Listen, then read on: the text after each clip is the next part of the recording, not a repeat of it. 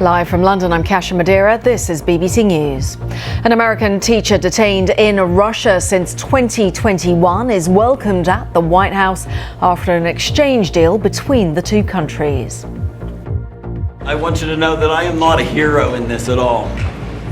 And President Trump is a hero. Ukraine's President Zelensky tells a British newspaper that Ukraine would be prepared to swap land with Russia in future peace negotiations. As Donald Trump doubles down on his plan to take control of Gaza, Israel warns the ceasefire will end if hostages are not freed this weekend. And the footballer Sam Kerr says she's focused on getting back on the pitch after being cleared of racially aggravated harassment.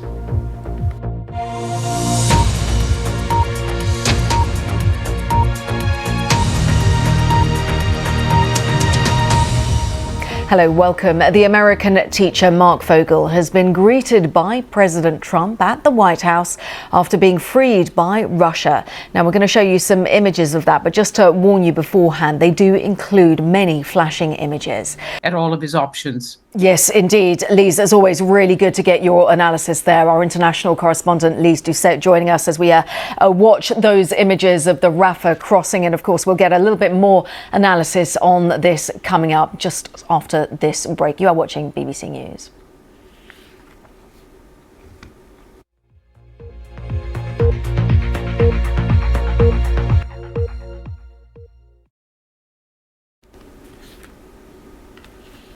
Welcome back. Let's just carry on with our coverage of the Middle East because we were getting that rather confused picture when it comes to what Donald Trump was saying. Let's get some analysis. Amnon Aran is a professor of international politics at City St George's University here in London. Professor, welcome.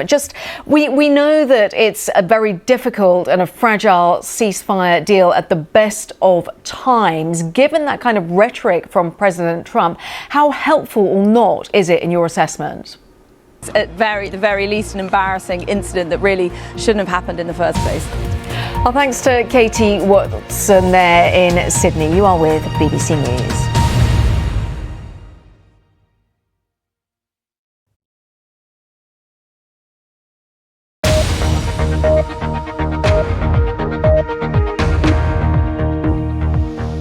Steely resolve, the EU and Canada vow to retaliate if President Trump follows through on his tariff threat, raising fears of a global trade war.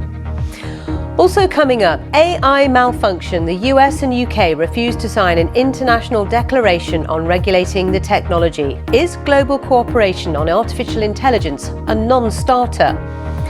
Plus, a fragile business, how Stoke-on-Trent's 300-year-old pottery industry is cracking under the strain of rising costs.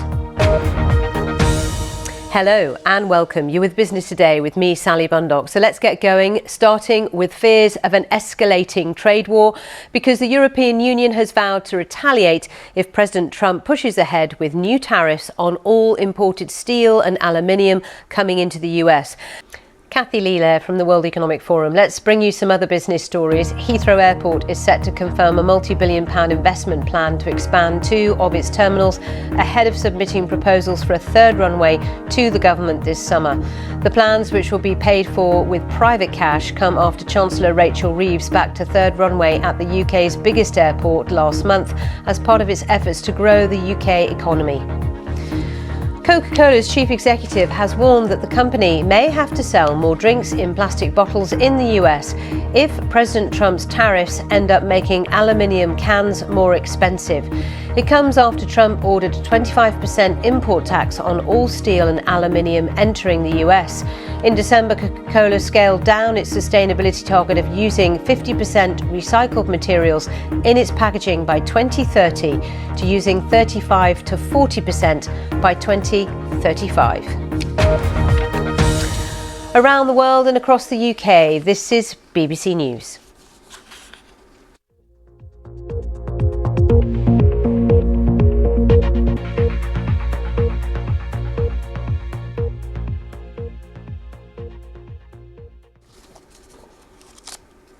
You're with Business Today. Goldman Sachs says it's abandoning a 4-year-old policy not to bring companies to the stock market if their board members are all white males. It's the latest firm to row back diversity policies since President Trump returned to the White House. Richard Noddy, chief executive of Goldman Sachs International, has been talking to our business editor Simon Jack about the issue and the uncertainty the president is now creating for the business world. Plenty more business stories on our website. Do take a look, and the BBC News app. I'll be back in a moment with more news from Shell, and it's week in the High Court in London. Stay with us here on BBC News.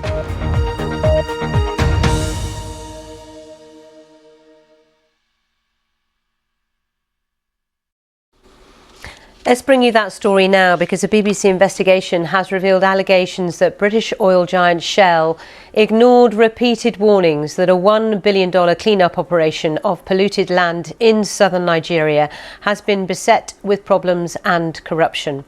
The claims come as a trial begins this week at the High Court in London between two Nigerian communities and Shell over its pollution of the region ahead of the sale of its assets in the West African country. Our correspondent Simi Joloasu reports from Ogoniland in the Niger Delta.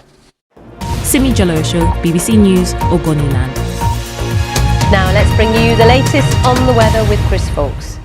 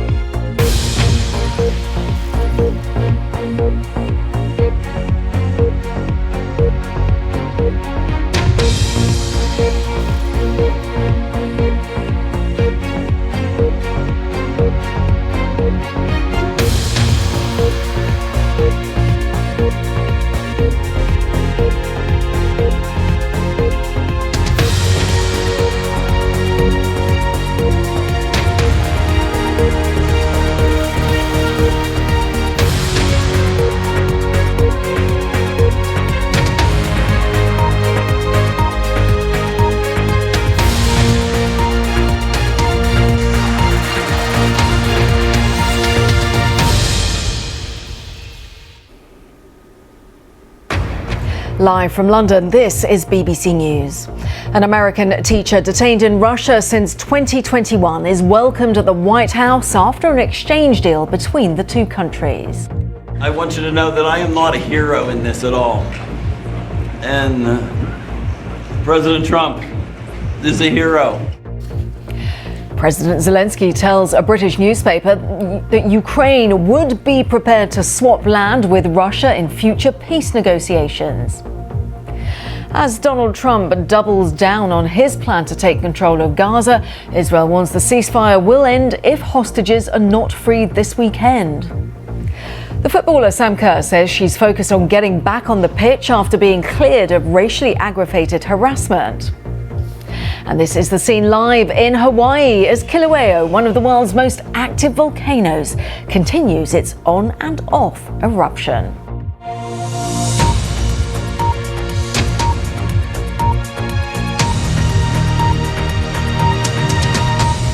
Welcome to BBC News. I'm Kasia Madera.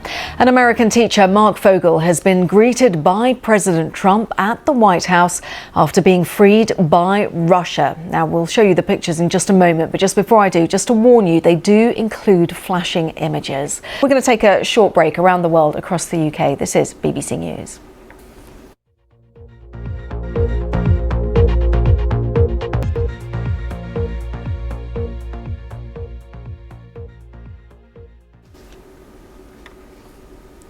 Welcome back. The Australian footballer Sam Kerr has said that she's fully focused on getting back onto the pitch after she was found not guilty of racially aggravated harassment at a court in London on Monday.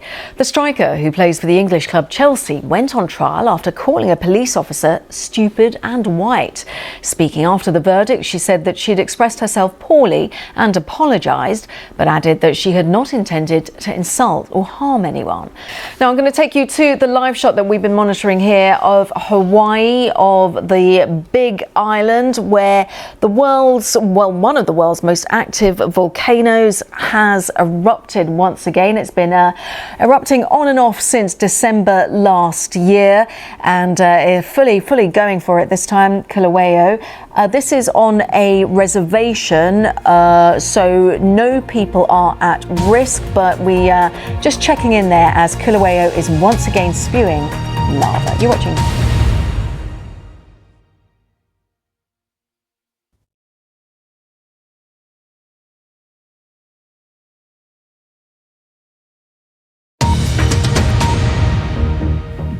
Hello, welcome. This is BBC News. Our main headlines. An American teacher detained in Russia since 2021 is welcomed at the White House after an exchange deal between the two countries. I want you to know that I am not a hero in this at all. And President Trump is a hero. President Zelensky tells a British newspaper that Ukraine would be prepared to swap land with Russia in future peace negotiations. As Donald Trump doubles down on his plan to take control of Gaza, Israel warns the ceasefire will end if hostages are not freed this weekend.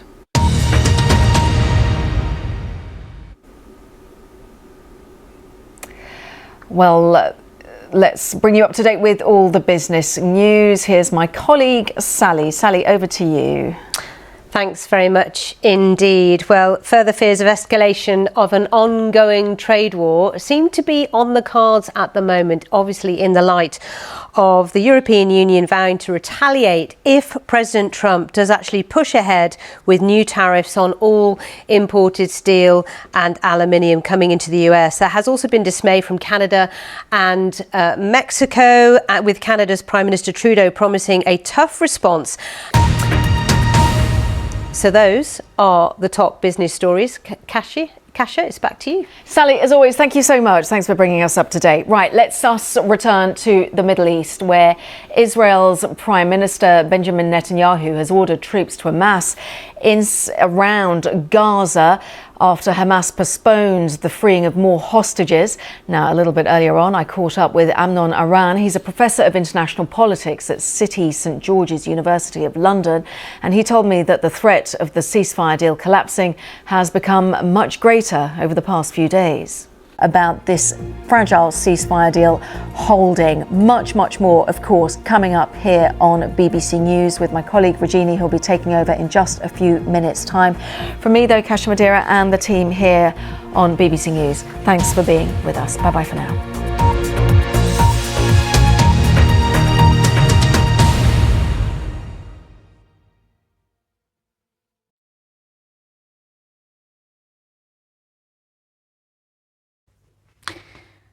Hello. Tuesday was another grey, cold, cloudy